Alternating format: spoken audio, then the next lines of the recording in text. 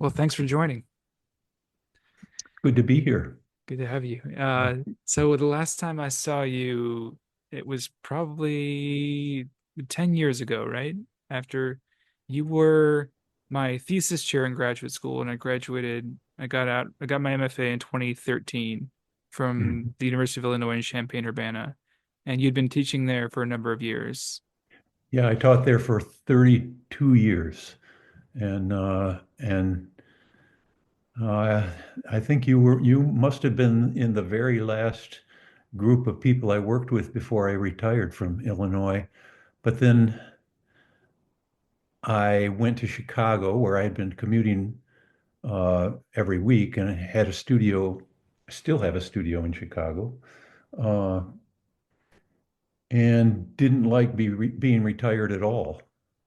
And so I started teaching as an adjunct uh, in a kind of transitional year. And within a year, I was teaching full time again in Detroit. I was the chair of what was then called the Fine Arts Department at the College for Creative Studies. And then I worked there for 5 more years. So So you were still living in Chicago. You still had a studio in Chicago, I should say. now, Yeah. Oh, yeah, at that time when you yeah, transitioned from Champaign-Urbana. for the last uh, more than about 15 years, I was going back and forth between Champaign-Urbana, where I had a house and a studio, and a studio in Chicago. I would go up there on long weekends and work. And then when I left teaching altogether at Illinois, I moved permanently up to Chicago. And then in 2013, I started uh, teaching here in Detroit, where I'm living now. So you're mainly in Detroit now. Yeah, I'm Uh, I still own I'm a partial owner of a building in Chicago, but I lease out my studio there to another artist. nice, nice. And you grew up in Michigan, right? Yeah, I grew up in Grand Rapids. I came to Detroit in the 70s when it was a pretty interesting place uh, culturally. It always has been a pretty interesting place culturally, but there was a lot of ferment, we can put it that way. Hmm. There was a lot of racial tension. The riots had happened in '69, I believe, and uh, by the early '70s, there was a lot. There was a big art scene in Detroit, and I was here for that, and then left in the late '70s. Moved briefly back to Grand Rapids for a few years, and then started teaching at the University of Illinois in 1980. So what was it like being an artist in Detroit back in the 70s? Did you feel like there's a lot of activity, a lot of excitement, a lot of things going on? Yeah, it was just culturally a really interesting time. A lot of social turmoil, not just in Detroit, but through the country. I got here at the end of the Vietnam War was still going on.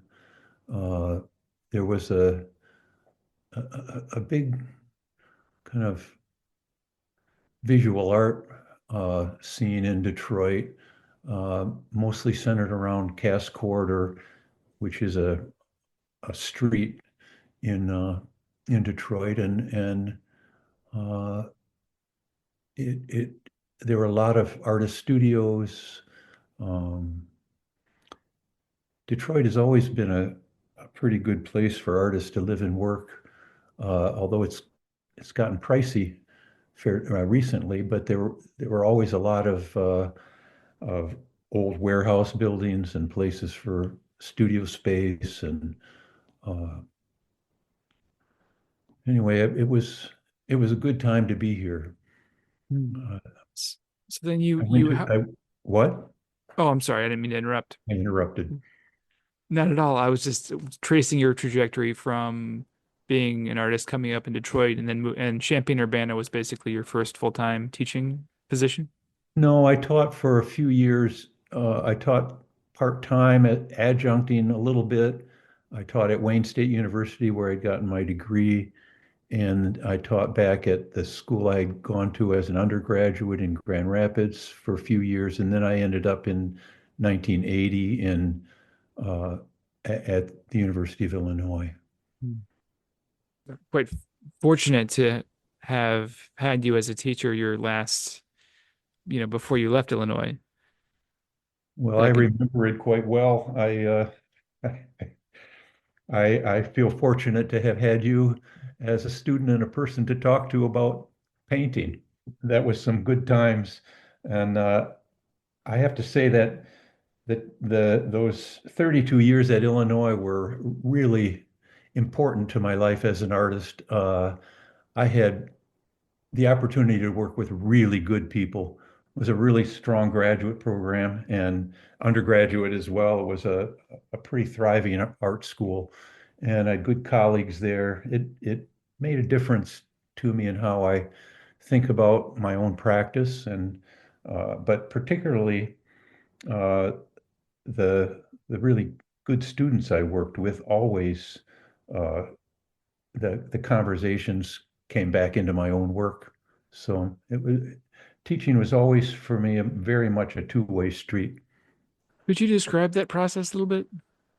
Like, I mean, you don't have, I know that often these things are not necessarily literal. You might have a conversation and you're thinking about it in the studio. But I'm glad you bring this up because I was really wondering how um, your work as a teacher sort of fed into your practice, your art, your work in the studio. Yeah, I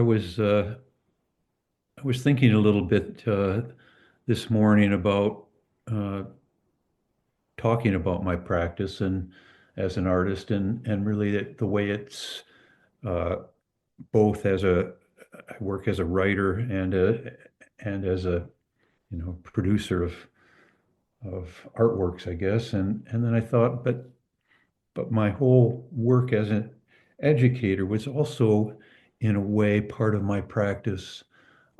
Maybe not as um, directly in some ways, but I think it was an important part, a piece of who I am as an artist and how I work.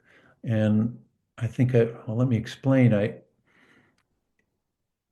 I think of art as a discourse, and I'm primarily engaged in recent years again in painting. And I think of painting as a social discourse, a way of communicating, and the the kinds of communication that go on in a in serious graduate studio visits. Uh, it, those are conversations uh, that become important to how both me, both the way I, as an artist, and whoever I suppose the graduate students think and talk about what they do. And I think of my painting as another way of talking about important things. So I mean, it just all becomes one piece to me. And the graduate program at Illinois was structured so that spend about an hour every other week with a graduate student in their studio looking at what they've been doing and talking about it. And I guess I'm interested in the way people want to uh, frame their ideas through their work and then question them and think about them with them and in the whole time I hear myself uh, saying things I would have never expected. I guess I, this isn't easy to talk about, Dan. Well, I It's know it's as mysterious as the actual art making, painting is mysterious, but there's something about those conversations. If you're really uh, deeply engaged in hard thinking about what another person is doing in their work, uh, that is revealing to yourself, uh, and and and it helps clarify your own uh, purposes, the way you think of your own work socially, how it engages with the world. It's all of one piece to me. Yeah, those conversations were um sacred. They were precious. I now looking back too, I still think of those conversations that I had with you in the studio, and really were I could sense that you were really investigating in the most honest and really helpful way, um about what you were really trying to figure out what was going on, in a very, and I think I really appreciated your sincerity in those studio visits. Not to say that other faculty I had at Illinois weren't sincere, but there are levels of sort of interest and commitment and so forth, which I don't, like I don't expect anything, but I still think about I was first sort of discovering painting back in, maybe it was my second year, and we had this great studio visit, and you could sense that I was really sort of getting committed to it, and I remember you commenting that I was catching my stride, and that really gave me a lot of, just even that it gave me a real boost, and I think that energy,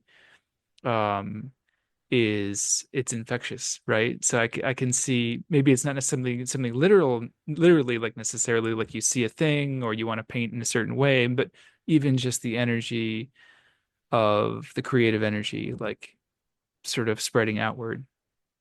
Mhm. Um, Now I don't know if this is accurate, but I was reading on your Wikipedia. Maybe we could just give listeners an idea of what your work, for people that haven't seen your work. Tell me if this is an accurate sort of description of your work, and maybe I can read it.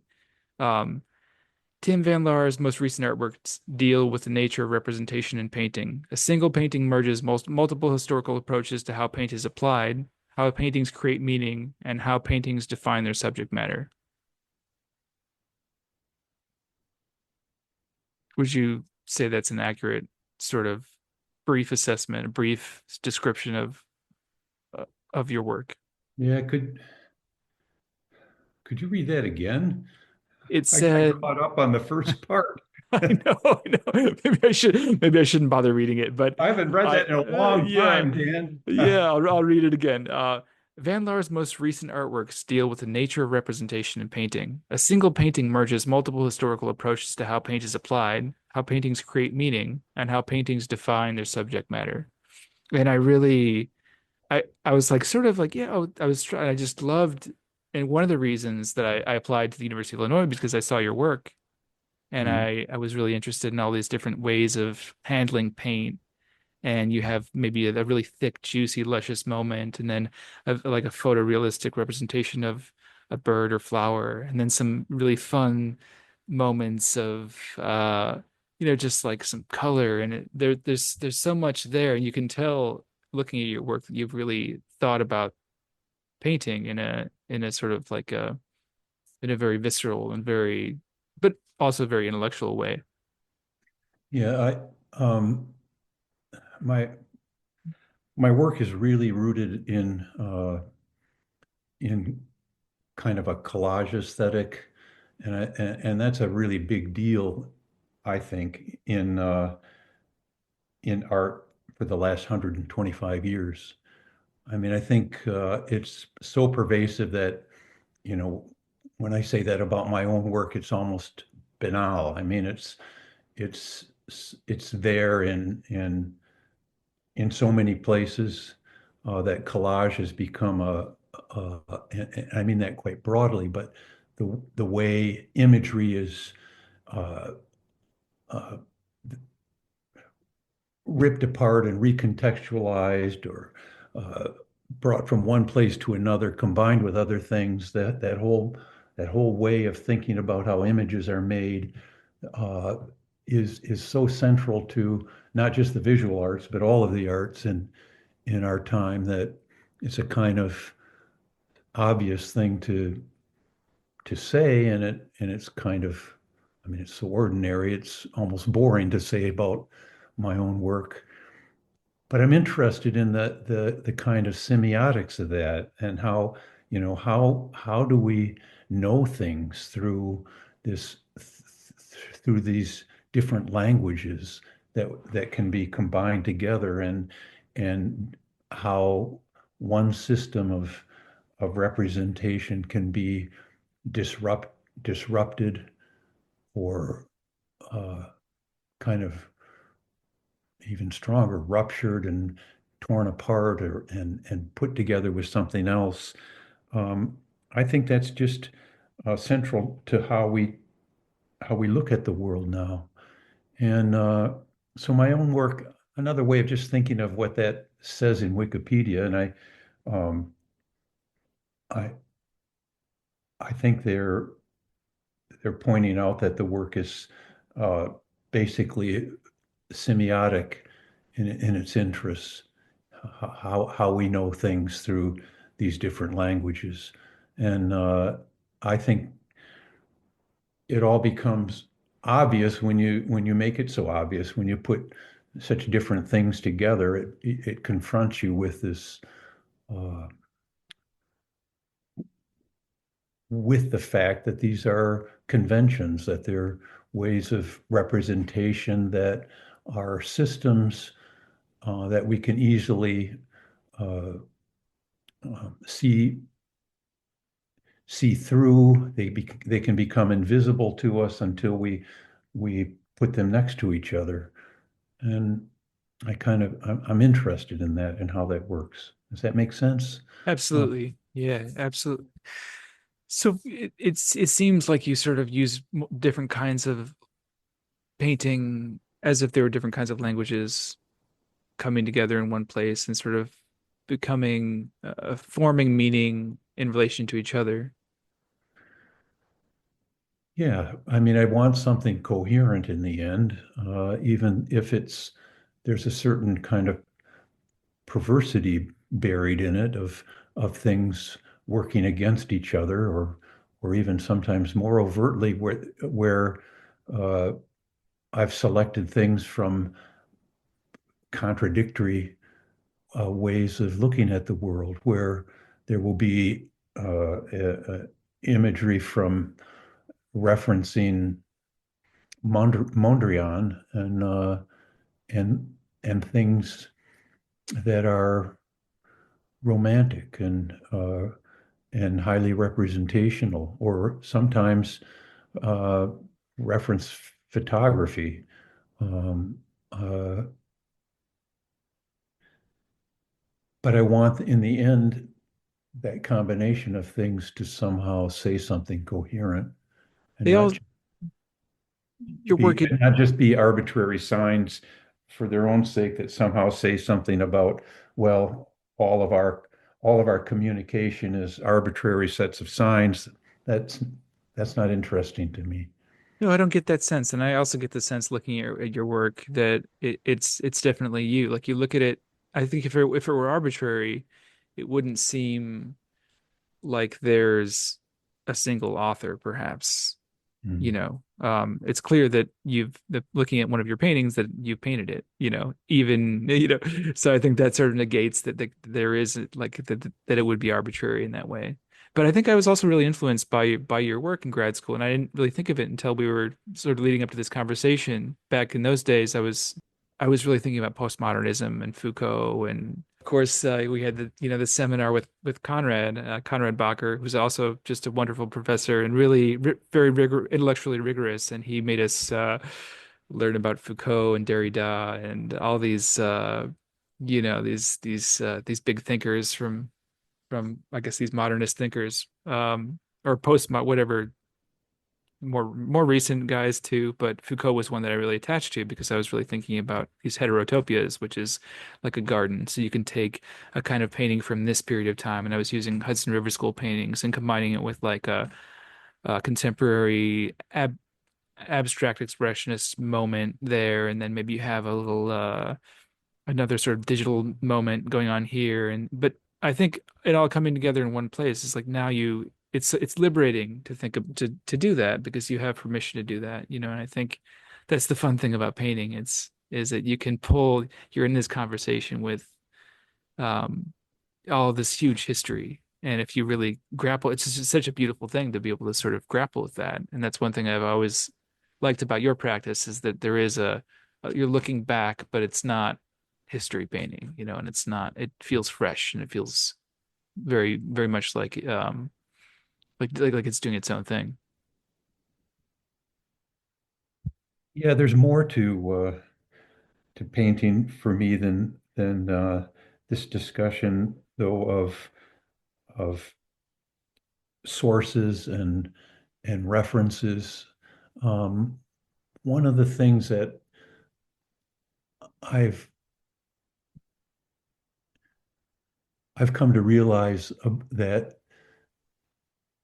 interests me with painting is um, something bigger, in some ways more general, but that's the way the materiality of it, the materiality of paint can be turned into something that communicates. And I think I was really influenced by, was it James Elkins' book? Um, is it What Painting Is, I think is the name of it. And where he talks about painting in terms of alchemy and the way that the process that painting is this material and often and it's such a for the most part uh, again banal material. I mean it's minerals and earthy stuff and how that can be transformed into ideas. And there's something very mysterious about painting that by stirring around these colors, uh, you have something that people may want to think about. and and this uh, and partly the way I make my work gives me more opportunities to stir paint around in more different ways. And I I think that really mysterious thing that ma a material can be manipulated and then mean something or becomes part of a kind of communication. I think that's just crazy. It's just amazing, and I mean, it's so different than how we communicate with, say, writing and real language, uh, and how that's made. I mean, we use uh, conventions of words and clear sets of symbols, but when it comes to painting, you can just push around pigments on a surface, and in the end, have something that uh, talks and how It's does that amazing. work? I mean, it's just endlessly interesting to me, uh, and that's in the background of this whole, taking one thing from one place and then something else, and you know, if I can use use that metaphor of just of stirring pigments around in different ways, uh, see all these things, they're all meaningful. Uh, and what happens when we put them all together? It's just a wonderful mystery, and that Elkins gets at some of that in his book on painting that I really enjoyed. That it is maybe something uh, kind of well, the metaphor of alchemy maybe is right. So Yeah, it's amazing. I mean, it's infinite as well. The possibilities, right, with painting you have, and I think I kind of back in grad school, I kind of fetishized paint itself. You probably recall there was a Dick Blick I outlet. certainly did. I remember this. I remember you discovering Williamsburg paint. This, uh, and just enraptured with it. Just uh, couldn't stop talking about this really great paint. And of course, then there was, I think you were also into, I think I had this right, Old Holland pigments. I mean, nobody else was talking about this stuff on that level, like brand names and tubes of paint. I suspect most other people, if they were painting at all, were just buying the cheapest paint they could find. And you were definitely fetishizing the the Well, it was about looking back, I realized it was just to sort of like dovetail into what we're talking about. It was really about possibilities. Like to me, that paint represented in that tube was represented infinite possibilities. And the better the paint, the more interesting the pigment, and the broader the possibilities I felt. I think I probably could have bought less paint and maybe come out with a few less student loans, but I had to, I this think I think I mean this is getting a little too uh, into the weeds here, but I think you gave me a tube of Scheveningen red uh, yes. that you had discovered. It was an Old Holland. See, I don't think about these colors like this, but I just, uh, in that kind of detail, like you were thinking, and you gave me this tube of red, and I've been buying it ever since. It's funny. I was just talking to a painter friend yesterday about the materials, and he was telling me that they found evidence that some of the pigments in the caves at Lascaux, or maybe another cave from a similar time, maybe this is like 20, 30,000 years ago, something like that. These paintings, they brought pigments from hundreds of miles away. They were that precious Hmm. that they would on foot hundreds of miles to make these paintings and these, and there's so much that goes into making the paint. Actually, it was my friend Paul, who was on the podcast, Paul Mogensen, one great painter. He never mixes. He doesn't mix anything. It's all directly out of the tube. And his sort of reasoning for that is that they spent all this time and energy and all this to make this beautiful paint, and he doesn't want to like mess with it, and they're really extremely beautiful. We have access to any color, and you can mix any color, and it's extreme. They're really like the pigments themselves. And even the synthetic one. I mean, those you have the natural ones, synthetic ones, just beautiful. The whole process, um, to get this paint is pretty remarkable. Yeah, this is pretty arcane painter talk, though, Dan. I Well, I, our listeners are going to have to deal with it. I think we got to go there a little bit. I will actually be talking. I'll save the paint making talk. I'm going to be talking to a friend who, his profession is a paint maker. So I'm mean, I'm curious to learn more about the historical sort of background of pigments and so forth. mhm. But yeah, it was a wonderful, just the whole experience of I think you were one of the few people who would sort of indulge me in my deep interest in paint, because really it was about interest in painting, and that's like I felt that if you could only get the best quality paintings if you had the best quality paint and so forth, but even ideas, really, if you have the quality of your ideas, everything feeds into it. The quality of your life, what you're doing outside of the studio really matters, just as much as what you're doing in the studio. Mhm. And that's one thing in grad school that I didn't quite grasp. Like I listened to a podcast with Richard Linklater, and he was talking about if he was on a boat and a friend of his fell out of the boat, and the film negatives fell out of the boat, he would save the negatives when he was like in his 20s. But now it's like he wouldn't, you don't. And I was thinking in the same way. Like I would, painting was the most important thing. People weren't like less important, but even having a hierarchy, I think, is not necessarily helpful. Just everything, like your relationships, having these studio visits, with other just wonderful, there's so many wonderful artists in New York. I'm very, very lucky to have that.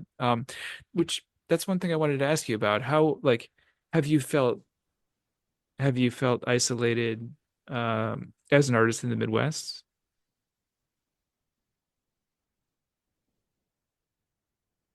Uh, I guess sometimes, uh, but I haven't felt. I think you can be isolated anywhere. Uh, the problem and living in the Midwest, there's a lot you can do to not be isolated, but it's harder. It's harder to make your way as an artist in places where there's less interest in art, maybe, or uh, I mean, where there aren't galleries and museums and the whole infrastructure that a place like New York has. Things are going to be harder. Uh, but the Midwest is a fairly rich place in terms of art infrastructure. Maybe not in publishing or in commercial galleries as much, but there are great museums in the Midwest. Cleveland, Chicago, Detroit. Those are three of the major American comprehensive museums. And there's great uh, design and design histories in Chicago architecturally and in Detroit in terms of design. I mean, it's probably unsurpassed in the whole country. All of the mid-century modernists, well, pretty most of them came out of Detroit. It was the auto industry, Cranbrook. It was the Eameses and uh, Saarinen was here. Detroit was a real design center. And along with that came a lot of other uh, rich kind of visual uh, uh, influences and objects. It I don't know. Sometimes I felt a little restricted in the Midwest, but what I when I feel that way, I just go. I travel, Yeah, yeah. And and you've shown extensively in the Midwest as well. the what You've shown extensively in the Midwest as well, I have. and elsewhere. There's lots of opportunities to exhibit work here, but I've I've had I've exhibited my work all over the world, from the Midwest, from Africa, Asia to all over Europe. I've spent I lived a year abroad on a Fulbright in Glasgow. I've had sabbaticals in Berlin, and I've spent quite a lot of time in Berlin. I've had artist residencies uh, in Europe and in a number of good places in the U.S., like Yaddo and UCross and the Virginia Center for the Creative Arts and so on. It's easy to get out and about. Um, so no, I've there are unique struggles to being here, but there are unique struggles to being anywhere. Uh, I have spent sabbaticals in New York, and at other times, a few months at a time, and so on, and heard the complaints of people struggling there. So, yeah, what we do, there are bound to be struggles in how we get our work out and how it gets seen and gets part of a bigger conversation. Yeah, yeah. I hear you. I mean, there's so many being in New York, it's hard. A lot of people come out here to, I guess, quote, make it as an artist, but the cost of living is so high that they have to get a well-paying job, and those jobs rarely make it uh give you a whole lot of free time, and then I mean, I don't think this is necessarily bad or good. You can tap into the energy here as an artist, but you also can fall into these sort of, I don't want to say traps, but there's a lot of sort of distraction as well. it's refreshing, I think, as a New Yorker to see someone just be an artist in another place, like yourself. Like, not that you couldn't make those paintings in New York, but I think there's definitely a different, maybe a different culture in a sense. Well, let's say there have been times when I was pretty discontented with where I was and wanted to be someplace else. And I was interested in living in New York where there are more opportunities. There's way more, there's art publishing is there, the vast number of collectors of work come through New York or buy in New York, or there's the opportunities to show and are bigger, but you really need to be there a lot to get that to work out for you. Uh, but back in the 80s, when I was mulling these things over pretty seriously, I met a guy. This was the whole East Village kind of scene, and I met a guy who was living in a meat locker. And I thought, nah, I don't think so. It sounded terrible.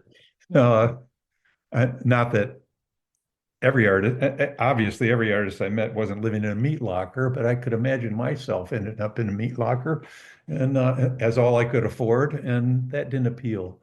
But there are trade-offs then, you know. I will say I had a bit of a struggle to find a good spot the first couple of years I was living in my studio. I have a sort of more legitimate live workspace now, but I was living in the studio and just showering at the gym for like 2 years. And that, like I had a hot plate for a couple of years too, and that's how I would make food. Like like, but I was sort of coming off that energy of grad school where the only thing, the most important thing, it was just painting. So if I could sacrifice everything else, have like freelance or have a whatever job, and then paint most of the time, be in the studio in the evening and the weekends, and just in the morning and just always painting. But I will say as you get older, it's like some of the comforts are harder to sacrifice, right? Um, so what are some how do you think the landscape of you taught for a long time? How did this sort of like the landscape of teaching how did you see were there some big changes in academia during that time? Yeah, I taught at a large public university, and there were serious budget cuts through my whole career. The golden years were the early years where there was a ton of money and support for everything. But even in the late years, there was good support for uh, faculty and students. Uh, we could get money to go rent a studio for a sabbatical in Berlin or go to the East Coast or Chicago. There was support for travel and all those things, but it dwindled. Things are tougher now, and there were big changes too in costs of higher education. They made it riskier for people to go into the arts, so there were some declines in enrollment and so on. Uh, there were a lot of changes in curriculum. There was a,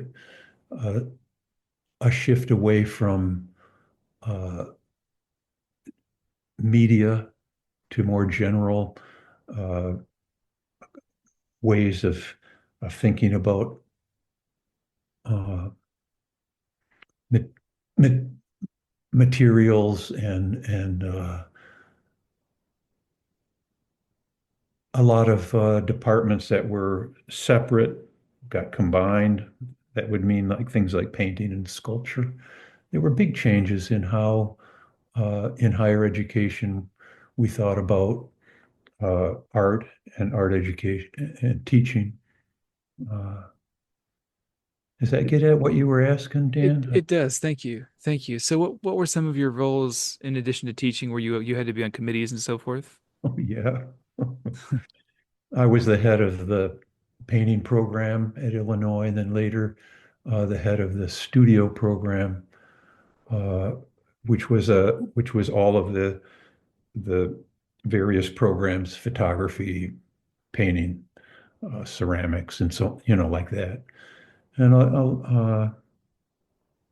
in a lot of places, those freestanding, what were freestanding departments have merged because the art world is more that way. The art world doesn't tend to think quite as separately about uh, various media as it used to. But I recall that happening when I was in I think it was when I was in graduate school. The first year I came in with painting, and then they dissolved um, the different divisions, and then it was just one program. it was institutionally pretty disruptive in a lot of places. Some places did it smoothly and some didn't. Just depended on, I mean, it caused uh, a lot of problems in higher education. And when you rewrite a curriculum, you are shifting centers of power in a So department. this happened not just in Illinois, but It happened all other over the schools. country. Yeah. Was it like why was it some initiative that why were they doing it all at once? Well, two things were happening. One was that there were declines in enrollment uh, uh, in the programs. So something had to happen. You couldn't have uh, three faculty teaching printmaking and have only four students. Something had to give.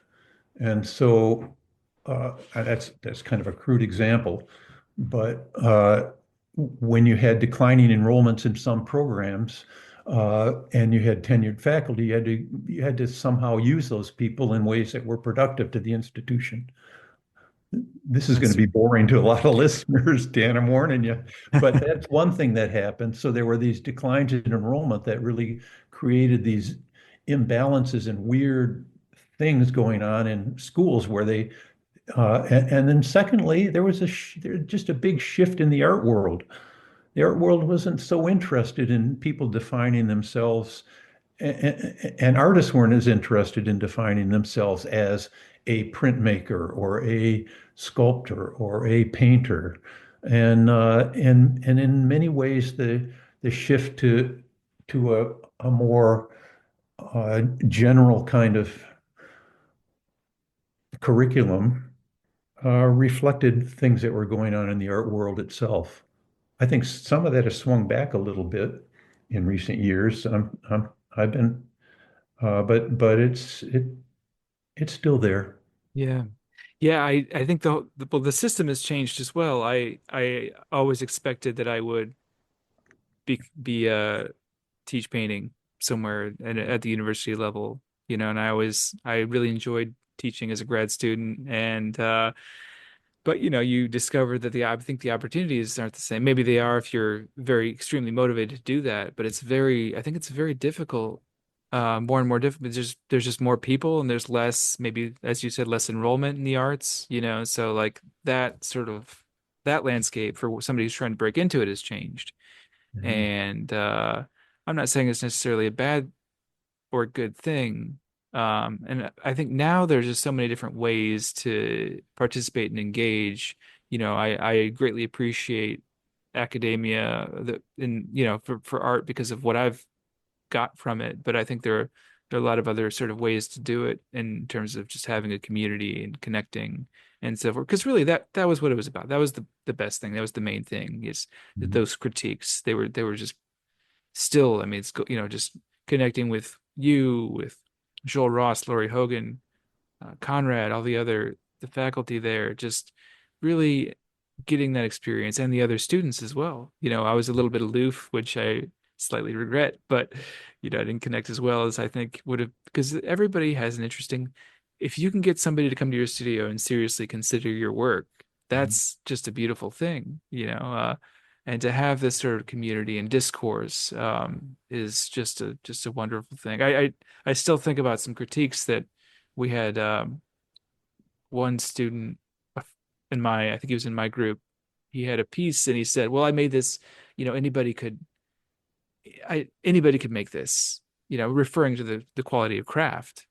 And I loved your response was no, of course not. No, not anybody could make this. You have to have a certain educational background, a certain kind of conceptual understanding, and all this stuff, which I was like, oh yeah, of course, yeah, this is interesting. Like, and so you really thought about what somebody was doing in a very helpful, critical yet helpful way. Like the time that you called me out on that Indiana style of painting. I still appreciate that. My first year, you're like, all right, you got to knock off this Indiana stuff. And I was like, what? I was just, what I'm doing? You didn't, it wasn't that it, I didn't feel negative. There was no, so the thing is like, there was no, it was just honest, like I didn't know that I was doing this sort of Indiana thing, which is, for people that aren't aware, Indiana was a very sort of almost like I think it still kind of is sort of like an academy. And I'm greatly appreciative. I'm really grateful for that experience of learning about. I really learned about painting and learned about color, and I was painting from life. But they called it. I don't know why they called it this. Maybe I'm just making this up. From the motif, what I Mhm. guess from life, but like meaning like you have like a model there, so it's like a lot of live models, and maybe you have a still life, things like that. And so I was still really doing that, this like perceptual painting, and Mhm. there's that critique I had with you that you sort of pointed that out.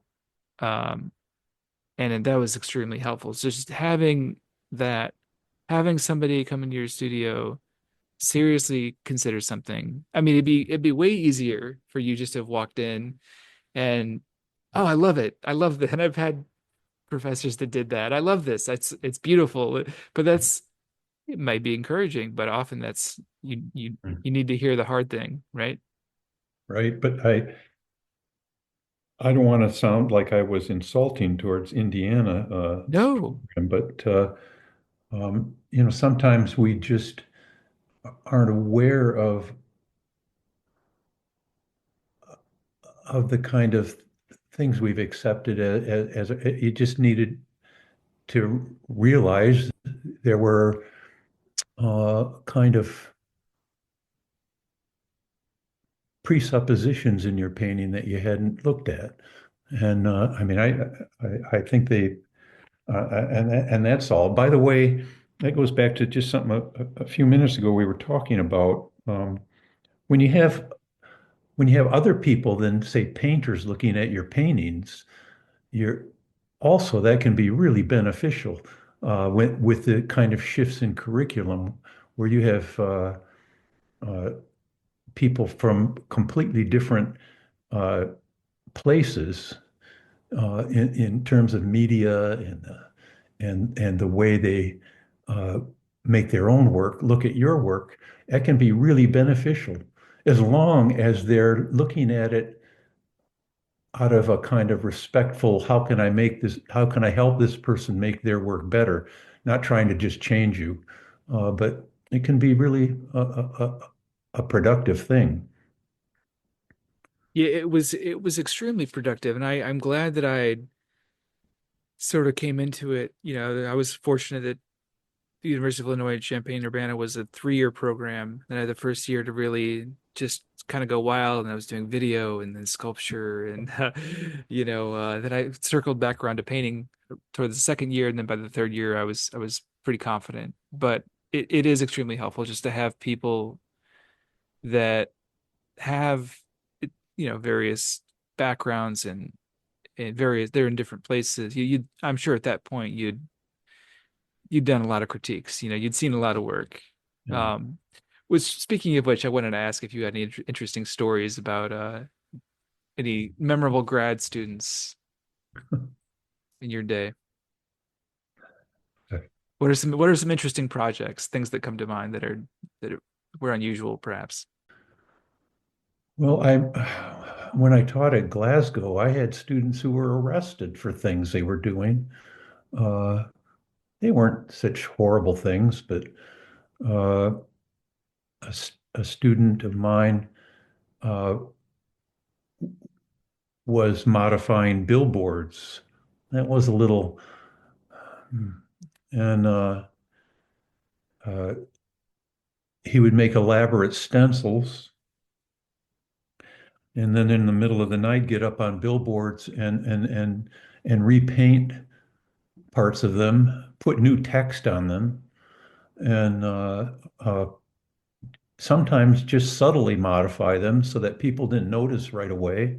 Still looked like basically the same billboard they had forgotten to look at Hmm. anymore. And this went on for uh, a few months until he got caught. And then the chair had to go down to the police and get him out.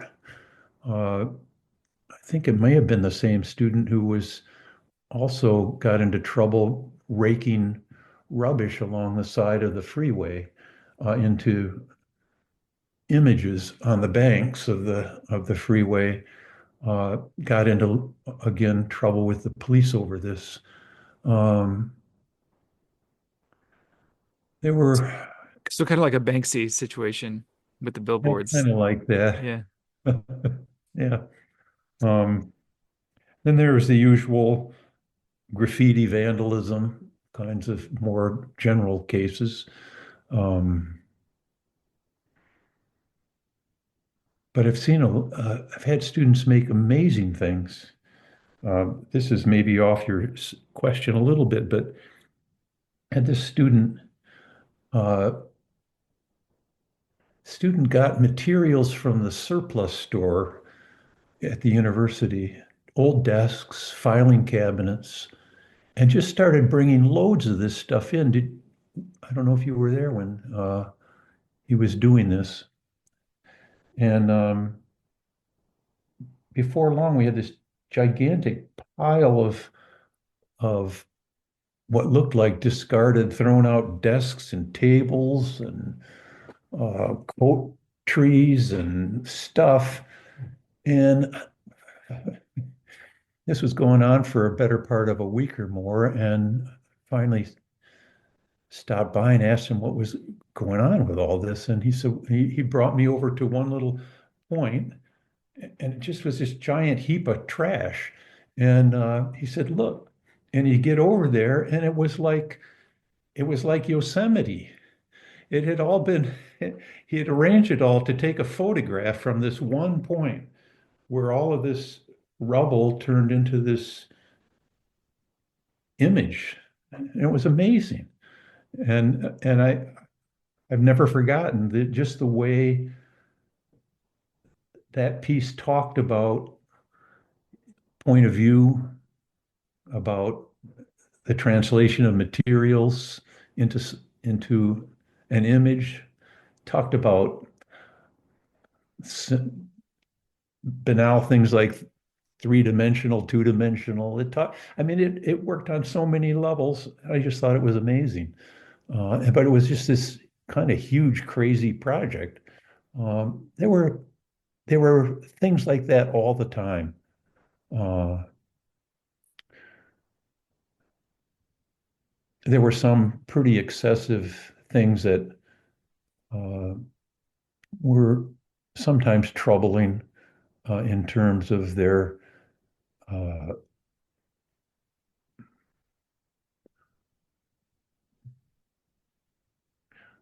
their moral view, perhaps. But what I liked about teaching was just that people would try anything, anything, and and you'd get to respond to it. So Well, I'm sure you encouraged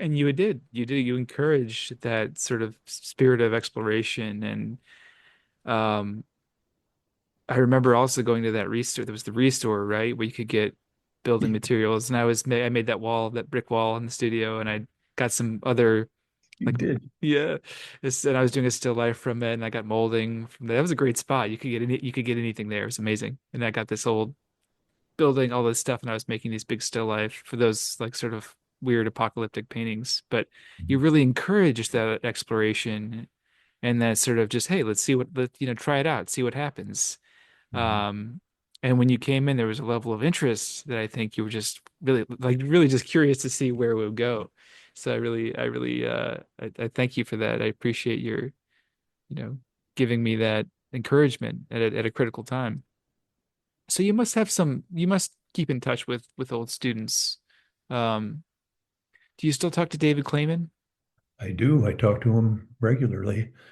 Uh, I think I just, I talked to him last week. Yeah. So he was a grad student also at Illinois. He was an undergraduate, Hmm. actually. Uh, uh, and after he graduated, he and I stayed in touch and then became very good friends. Yeah. He was the teacher of my friend Rob Nava. Oh, Do you know Rob? I He, I may have, I think I may have met. Did he go to Indiana Northwest? he did. I may have seen his work at, I think I saw his work there. Maybe even one of the times when I was visiting and doing some crits. He's got a show up right now at Pace. If you happen to That's the one I'm check it out. thinking of. Yeah. Yeah, yeah. Uh, But it's cool though. He really it's interesting talking to people who I think you're in this. I guess what I'm getting at is that you're in this like bigger lineage where you're teaching artists, you're teaching people, they go off and then they teach people, and then there's this whole community of there's this whole network, this sort of invisible network. And you also taught with Ron Peterson, the father of my good friend Ben Peterson, who is also an artist, wonderful artist. And there's this whole it's cool to see this sort of web of connection there. and if you're in it long enough, that web can get pretty widespread and interesting, and yeah, So what do you can we maybe we can talk a little bit about the book you're working on right now and also yeah. the interest that you have and or sort of the trajectory in your own work in the studio. Well, writing we haven't talked about that, but writing is a pretty important part of my practice. How it weaves in and out of my production as a painter. Uh,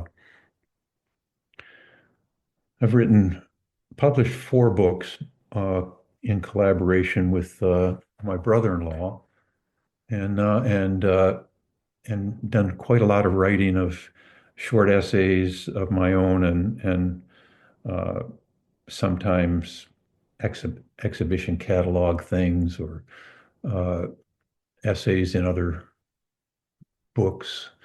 And right now I'm working on a book on painting. And that sounds like, well, does the world really need another book on painting? I mean, I even collect uh, how-to books on painting because they interest me, the genre of how to paint a still life and how to paint a landscape, and there's step-by-step instructions, and kind of fascinated with how they talk about painting and also just how maybe outside of the art world more people think and talk about painting. But the the painting book I'm working on is short meditations on every aspect of painting I can think of. And it's only about 25% done and, and it's going slowly. And they're very short meditative pieces on uh, right now 365 different topics. and and they're meant to give just a kind of to be reflections on everything from how we evaluate and talk about painting to definitions of painting. It's pretty expansive in that regard, as are my own views about what painting is, about definitional things, formal things, things that have to do with the content and technique. So, like one-page essays on all of these things, uh, with the idea that, you could just read one of these a day as a kind of meditative practice about painting. And yeah, that's what I'm doing. That's beautiful. I'll buy that book. Let me know Well, when it's out.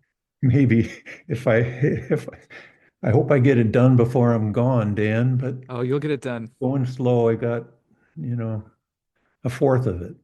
Yeah, you'll get. I think I have great faith in your abilities there.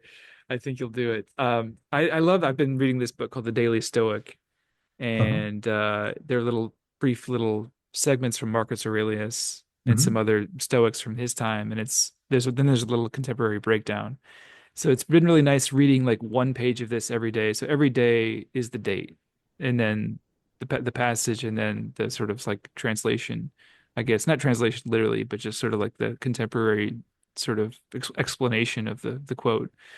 And it's really nice just having that one thing because it's hard to absorb a whole, especially stuff that you really want to, that's kind of dense or that you really have to think about more. It's hard to absorb a lot at once. So having that daily little tidbit, it's really nice. I think a book like that on painting would be extremely useful. Yeah, it's not instructional. It's not going to tell. It's like the book you're mentioning. You know, I grew up in a very religious subculture, and people read these devotional meditations like every day. Like there would be like a small quote, some kind of religious uh, biblical quote, say, and then a small paragraph kind of meditative thing on it. That was common. The book you described that sounds like it's um, doing something like that. I thought it'd be interesting if you could just think about one aspect of one thing about painting every day for a year. So what's an And example of something like that you might talk about? oh, it can be a technique, um, like uh,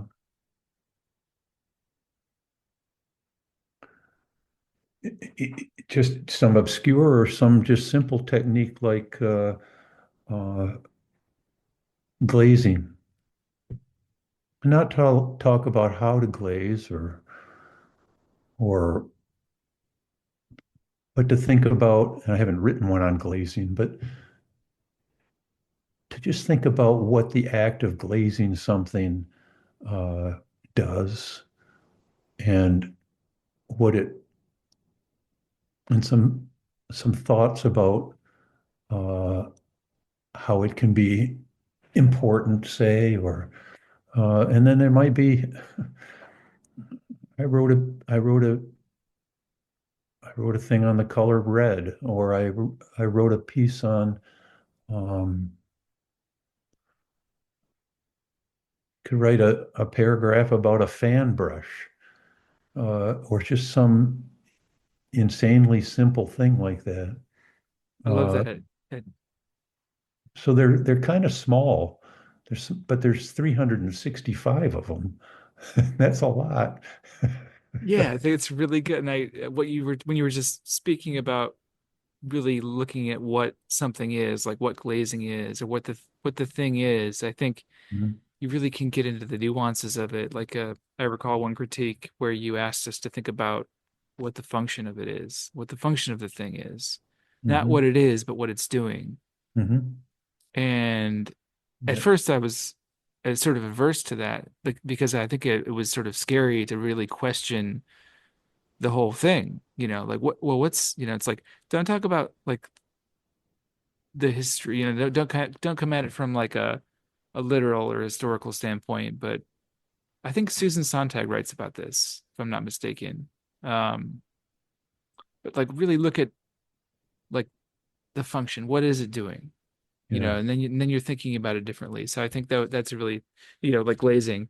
What is it doing? Don't, you can say, well, it's a luminous layer or something like that, but there's this whole richness of it. There's the structure of the material itself. There's the historical usage of glazing, of course, but there's all this sort of like, what is it actually doing? What effect is it having? Do you feel, like there's a lot of glazing going on historically, and that often I think about Gifford or Sanford Gifford or somebody like that, who really, for those who don't know, he was a Hudson River School painter who got really had these beautiful atmospheric, a lot of glazing and a lot of just luminosity, and it has a kind of very calm, like a sort of like a physiological calming effect because of this sort of glazing and this luminosity, and there's a sunset or it's a sunrise or something. So I think there's this whole, you can really go down a whole um rabbit hole, like a whole rabbit hole of places that one simple thing, but with one simple concept, I should say.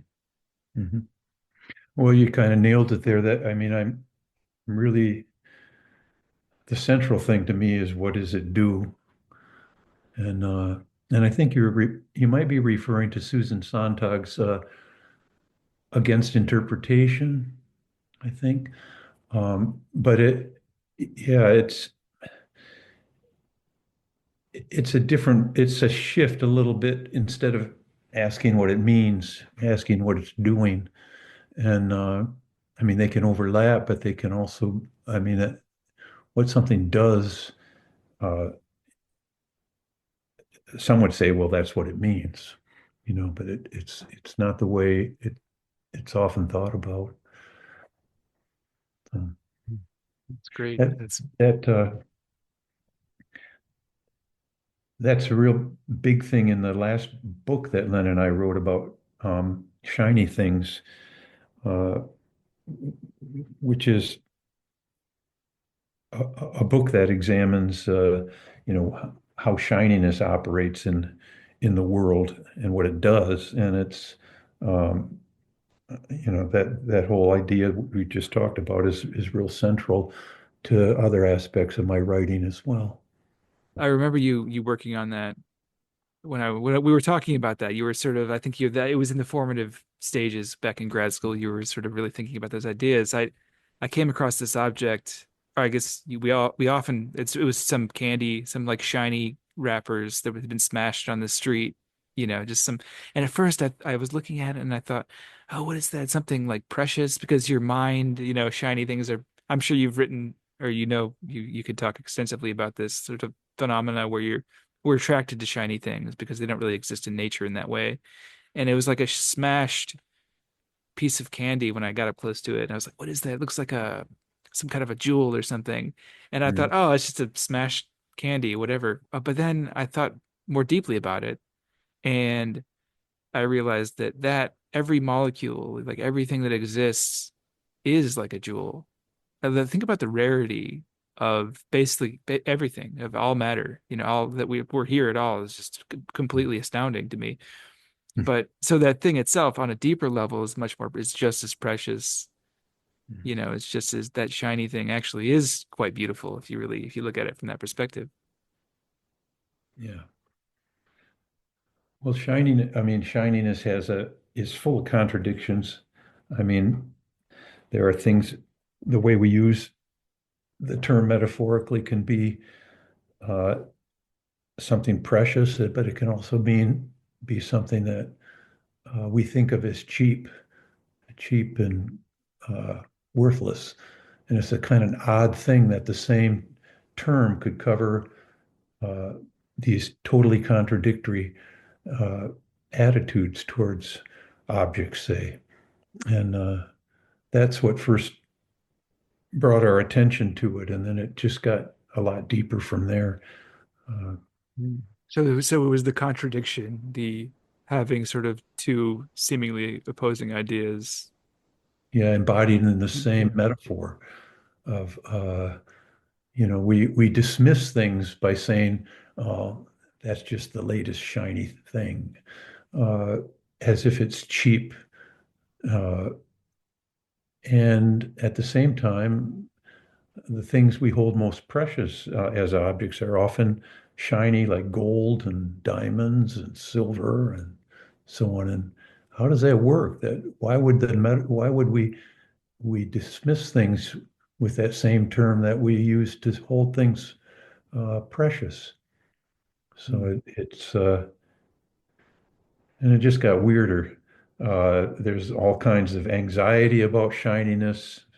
Uh, if you get into mirrored surfaces, it's even that's where you see the extremes of a kind of dislocation. You don't know where things quite are, and that might be at the heart of what gives shininess some of its anxiety.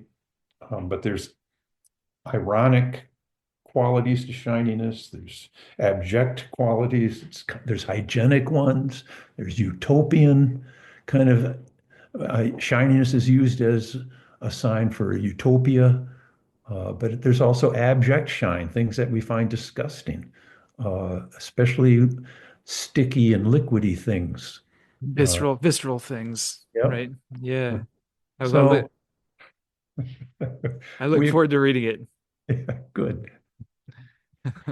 So I want to be respectful of your time, so I won't keep you too long. But is there any advice you'd have? Do you have any final words of advice for anyone that wants to live a creative and fulfilling life?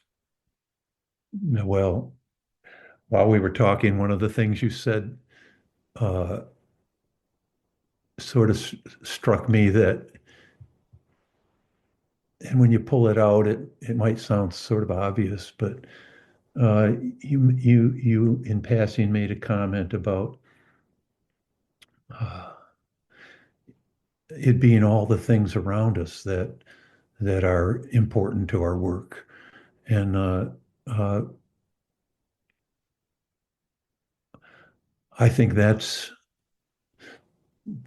the key thing for us to work productively and in a way that contributes uh, to the world and to those around us. Uh, we're a part of something, and all those things are are important to what we do. It's like I used to talk to, if we're going to go back, we've spent a lot of time on education here, but it used to just get me really upset with undergraduate art students who complained about having to take their general education courses.